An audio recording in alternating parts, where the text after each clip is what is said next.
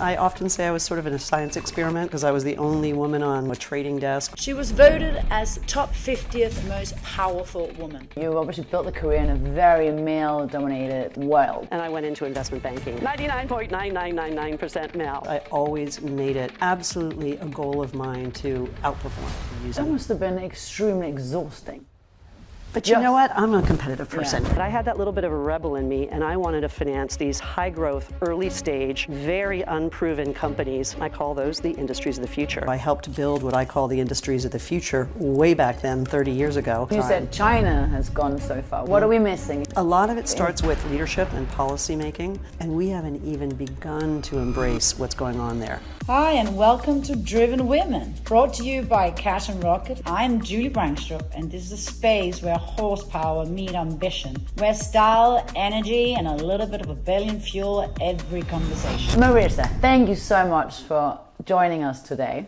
We want to talk about your career. Okay. You know, you obviously built a career in a very male-dominated world. Yes. And you built a finance career around, finance purpose, and sustainability is one of your specialities. Yes. So tell us, where did it start? Sure.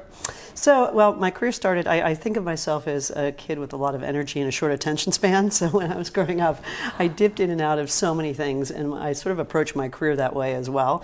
I originally thought, because my father was an Air Force pilot, that I wanted to be in public service. So that was where this all started. And I had an internship with my first-term congressman and realized that politics was not for me, because I watched this very idealistic guy get slowly chipped away at a lot of his ideals as he was serving his constituency versus his own maybe beliefs. And then my next stop in the journey was to work in the State Department, because I thought maybe diplomacy was a way to serve my country. And I worked for a very famous man called George Shultz, who was the Secretary of State in the day. But the wheels of diplomacy move very, very slowly. And to my short attention span sort of moniker, I felt like things weren't moving fast enough. So the next stop was the corporate world and business as a junior intern in a very large corporation. But it was also a place that didn't really speak to me. I just didn't connect with a business which was in the insurance space. And then I was very fortunate enough to get an internship in investment banking, and that was my moment. I loved it. I loved the pace. There was 100 things going on all the time. There was never a day that was the same. I loved the dynamism of the markets. And I was able to be in a very specialist part of investment banking, which was financing early stage, high growth companies. So my life was about providing lifeblood of capital to these entrepreneurs. And I knew that I didn't want to be an entrepreneur, because I had a little stint as side gig in that too.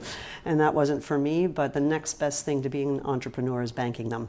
And when you provide capital to early stage companies, you become like their partner, because it is so precious to them. And I absolutely loved it. So I helped build what I call the industries of the future way back then, 30 years ago. And it was the media and telecom companies that we know today, the mobile telephony companies when they were in infancy, even supermarket chains back in the day when they were, one or two, and now they're hundreds of thousands. So that was what was the bulk of my career, is financing these types of companies, and lots of other things came along the way. But now, full circle, I've come back into the field of sustainability, which I got into in 2017. And we can talk about that, but that was a stroke of luck, really a vision from my CEO of my company at the time, my bank at the time. But when I look back and I look at what I do now, I'm actually financing the industries of the future now, because my belief is that the only sustainable industries from a longevity point of view, the ones that are going to endure, are sustainable companies. That is the future. And so I get to do it all over again. So I do really feel like, 35, almost 40 years in the business. Part of all those families again. Absolutely, yeah. In your early days when you started, obviously still is male, and what was it like? I mean, the challenges, there's been it was tough. I often say I was sort of in a science experiment, because I was the only woman on a trading desk, or the only woman in investment banking with all male peers. And half the time they didn't know what to do with me. I think a lot of them were a little nervous that, if things didn't go well, I might cry, heaven forbid. All these kinds of, I look back at it now and I chuckle, but in the day those were, it was sort of a real thing. But I I guess there was sort of a way of surviving on, a trading desk, where all the movies were pretty true. Yeah. It doesn't look like that anymore, but you had to figure out a way to get along. And my view always was, become part of the gang. And if you were able to roll with that and you could create the respect through delivery, then, you become one of them. And that's sort of what I always strove for was, how do I earn my seat? How do I deliver just as well as any of the other guys do? And also, there was sort of tactically, I thought about what is it that makes me special or different? So I stand out in a crowd. Yeah. And sometimes it was my femininity.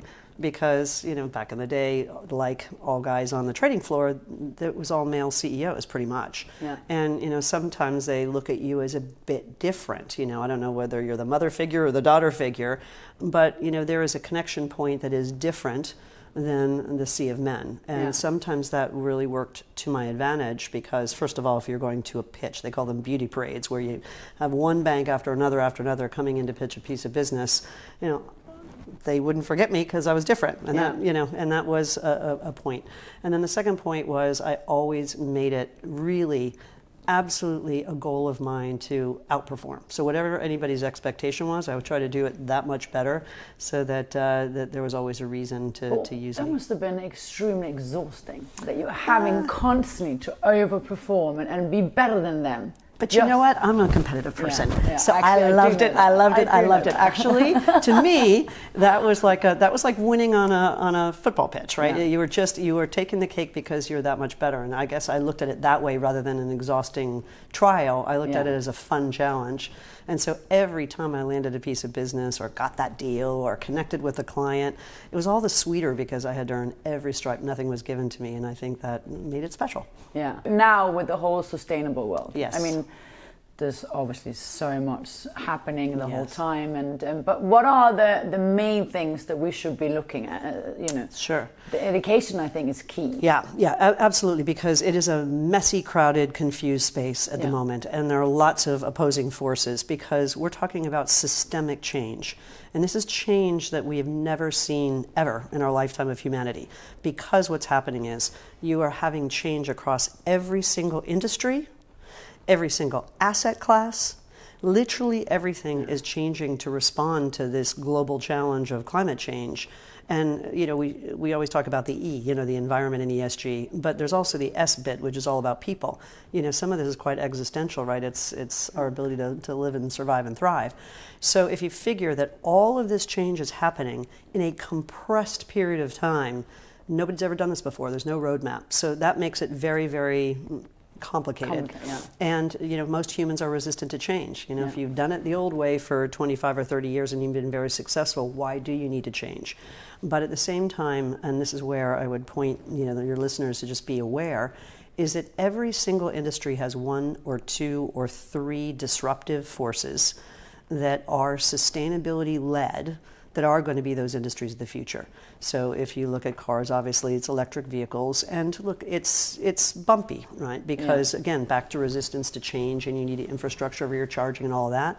But take a look at the highest growth economies in the world, like China, where EVs have taken off like an absolute rocket. And if you go to a city like Shanghai, which used to be noisy and loud and crazy, it's dead silent because it has pretty much gone all electric vehicles.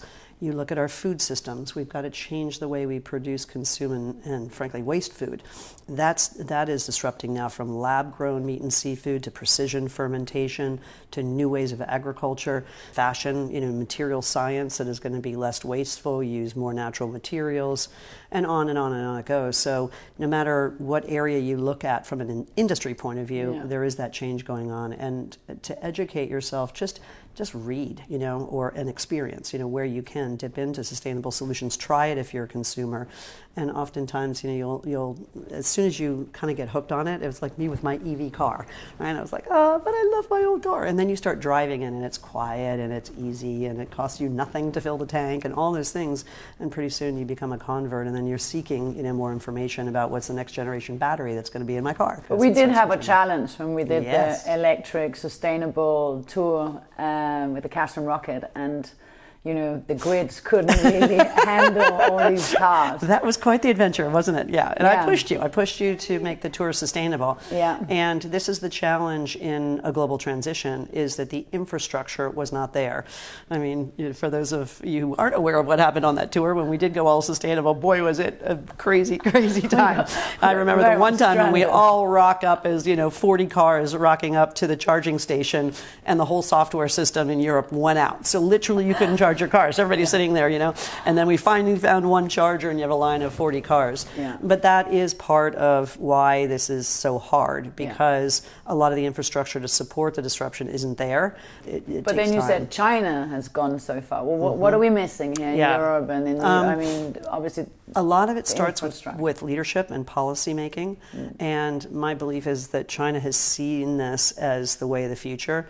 And they have a long-term investment horizon. We always talk about the 50-year plan of China. That's how they think. They think generations ahead. So they say, what can I do now from a policy point of view, which will pave that pathway to the ultimate end game, which is electric vehicles in the case of cars.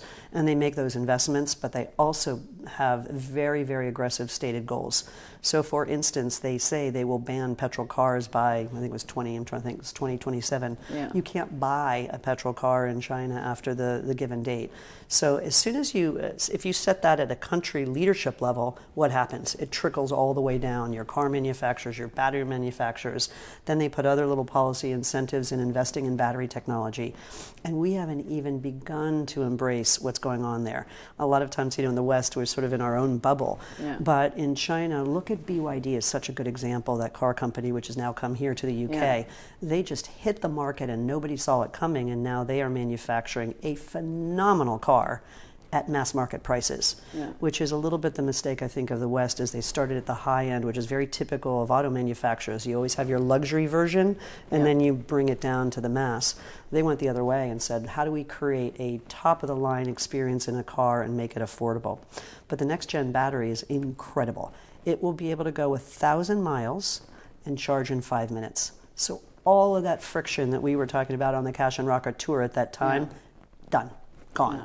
So then you're going to start to see mass adoption because it's easy, right? Because part of this change is... But this whole process is going to hurt a lot the car industry.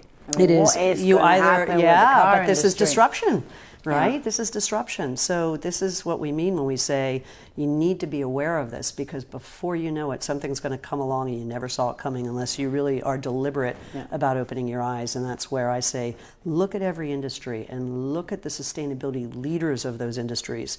Because when, it's not if, when every single one of those industries can create a product that is sustainable, that it performs equally or better at the same or better cost. When that happens is when it will take over the existing industry. So, and again, there is disruption everywhere. So packaging is a good example, right? We all know the plastics problem. We're desperate for a solution. But the problem right now is that most packaging solutions don't perform as well as plastic. And so we keep using plastic. But wait till the day, and I can tell you because I get to see all these amazing next-gen companies, there are companies that are producing gorgeous packaging material that is truly compostable. So it performs exactly like plastic. It's food grade or pharmaceutical grade. And as soon as you're done with it, you can literally plant it in your garden and it'll disappear in 15 days. Really? Yeah. Incredible. Extraordinary. So why are we not hearing? So you're seeing all these products. I get to see, I'm on the leading edge of this. This is why I love my job, because my brain is on fire all the time, and I'm so inspired by what I get to see. A lot of these at their early stage, their issue is they are performing beautifully from just a pure, delivery point of view. And when you say early stage, what are we talking about? Some of these are venture stage. One area to look at here in the UK is the amazing work by Prince William. He has an initiative called the Earthshot Prize, and he's very deliberately saying he's creating a global contest along 5 sustainability verticals, from air pollution to ocean friendly to you name it. So along these verticals, to create a global prize to find entrepreneurs that are working in those verticals. And he holds this global contest to award a very significant prize of £1 million to 5 winners in each of the 5 verticals. But as importantly as the money, they get an entire ecosystem behind them of the prince's wherewithal to put them on the world stage. But anyway, the reason, to answer your question, why we're not seeing a lot of this yet at a consumer level is because they haven't reached the scale economies to make it affordable. Right. So the biggest sticking point, particularly on the consumer side, is I want it to perform the same, I want it to be sustainable, but it can't cost me more. Because people, there's that classic say-do gap, we call it. You say you want something, but then when you go to buy it, if it costs you more, you won't take it. So it has to perform in every way and be the same cost. So we need to get these things to scale up, which is basically what I do in my world, is trying to mobilize capital at scale to invest in sustainability so you get to these big economies and then you just grind down the cost. Good example of that is renewables now.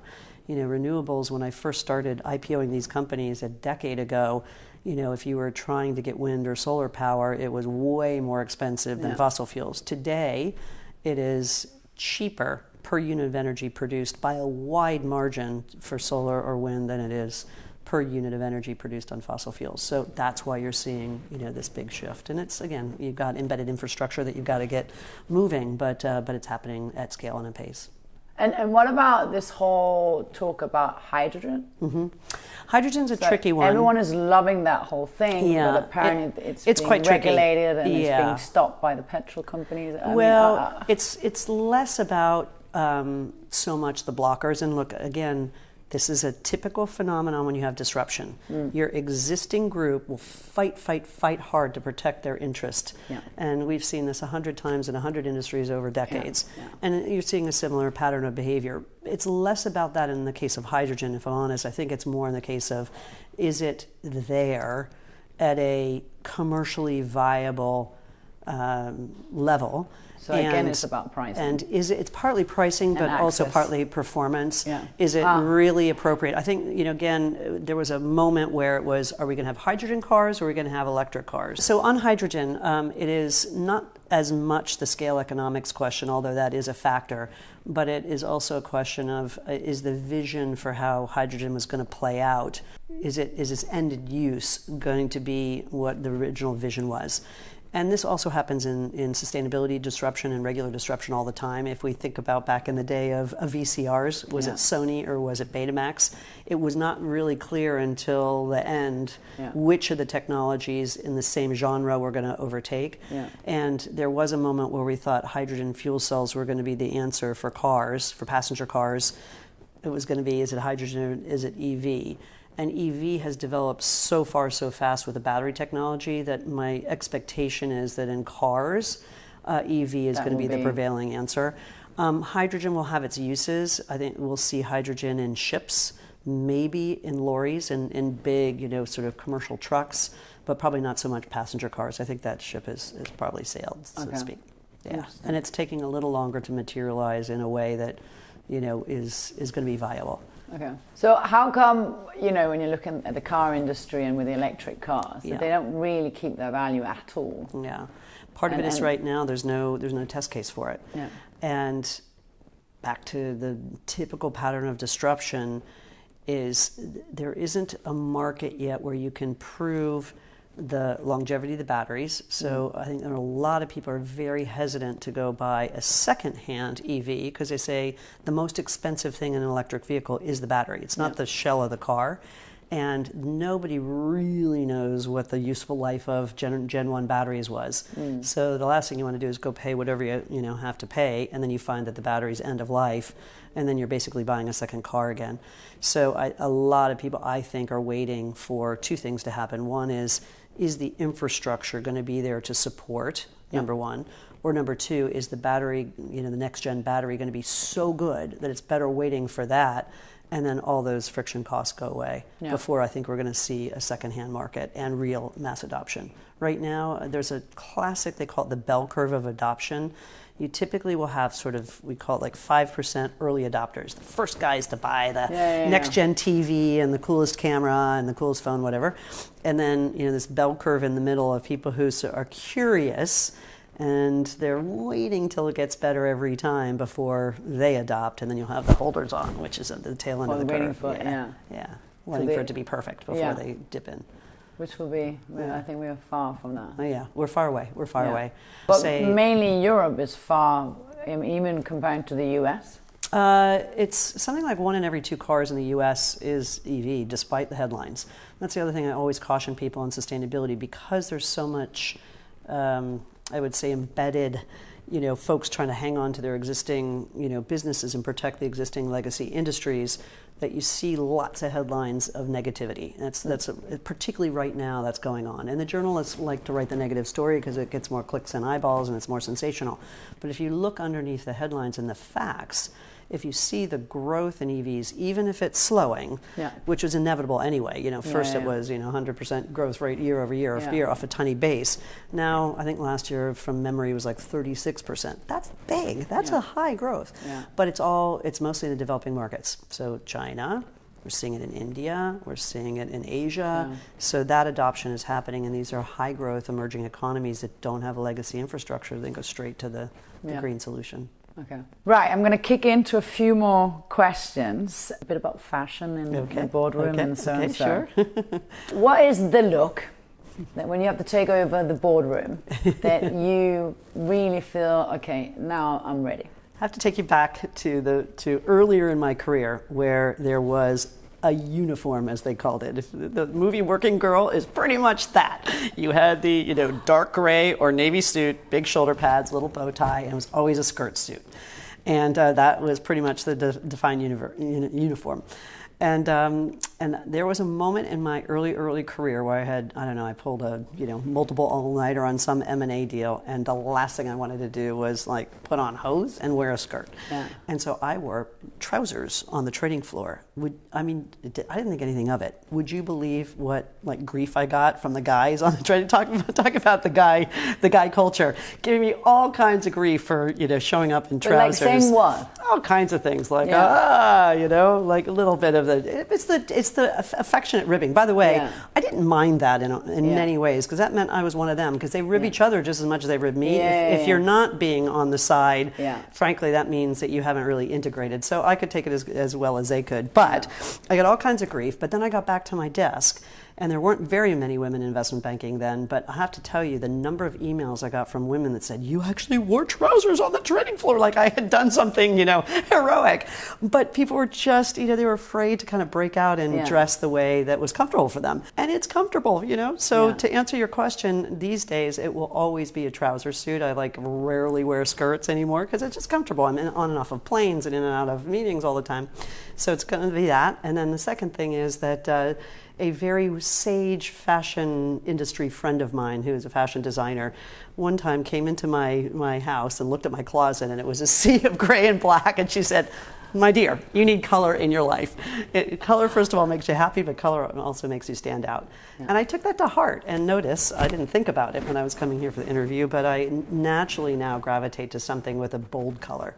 If you're on stage, it stands out. If you're in a room, people don't forget it, and it kind of captures your attention. It starts, to me at least, starts the meeting off right. No, absolutely. And people remember it. If you could send one quote or message to every young woman entering finance or leadership, what would that be?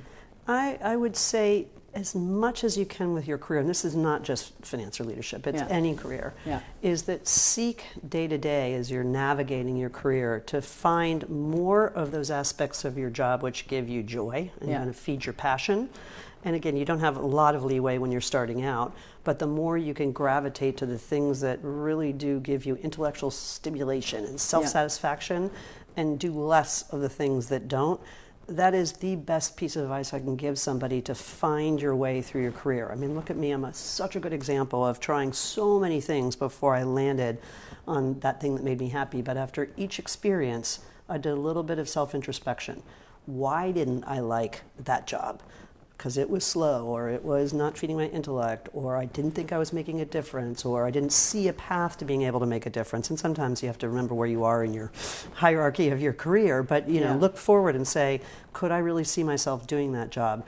If the answer is no, then you start to migrate away from that and find those little snippets of the things that you love, and then eventually you find that thing that is your passion. And that's what happened to me. And I tell you, I'm in this almost 40 years, and every single day I wish I had more hours in the day.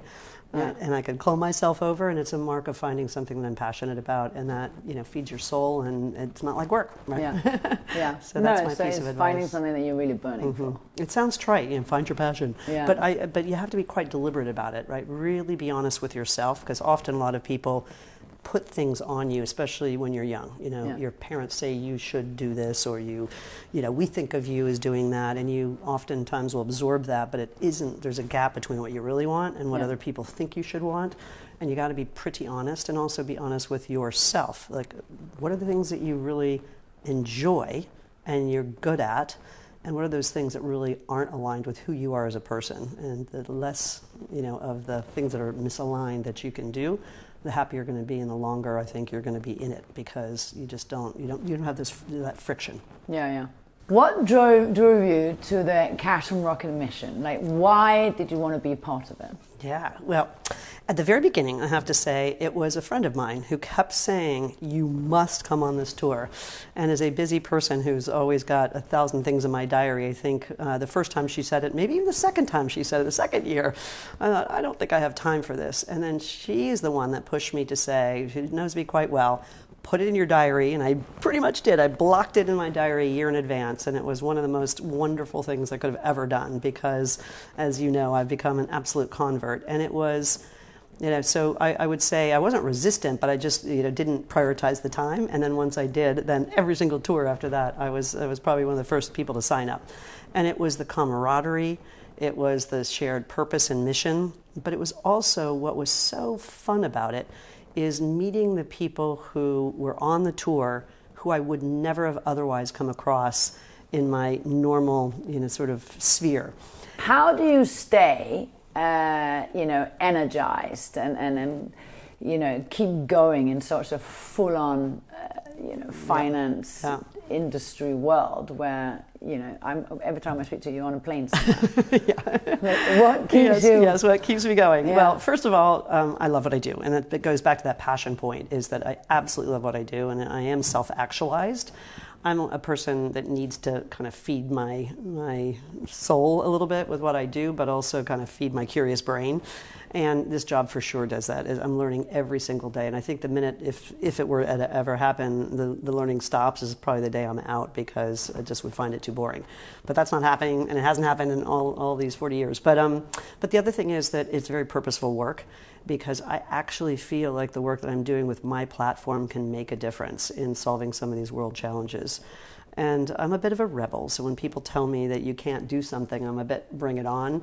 And I have the very good fortune of having the opportunity with the platform that I've got to pilot and trial and test experimental financial structures with a purposeful outcome in mind, a deliberate, intentional desire to make a difference. And through that process of experimentation, we have done some breakthrough transactions that people didn't really think were possible. And I tell you, that is such a rush, right? It's an adrenaline rush when you win in that capacity. So I've done things in marine conservation, for instance, that people said were just not possible. Or, the first capital markets instrument for saving rhinoceroses, the endangered rhinos. Again, that was never a concept for finance, and yet here we are actually doing that. So that belief that the work matters is a lot of what keeps me going. And then the final thing is that I get joy out of people. I really get a lot of energy, and I get to meet, world leaders and the most incredible intellects and thought leaders and people who are driving change in their own disciplines, and that also kind of feeds my energy.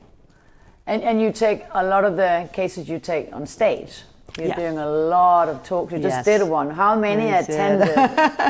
I was just at this event called FF4D, which is the Finance for Development, which in sum was all about driving finance for the UN Sustainable Development Goals. So there are 17 goals, which all are aligned with the world's biggest challenges. And the goal of the UN SDGs is to try to solve all these by 2030. We're off track, but this was a global convening of something like 190 countries attended, plus corporates and finance providers and NGOs. So it's a really amazing collection of actors, all with a common purpose. So there are about 15,000 people that all descended on Sevilla, Spain at 50 degrees Celsius, which tells you a lot of why we're in it, because of climate change is affecting these countries really, really acutely.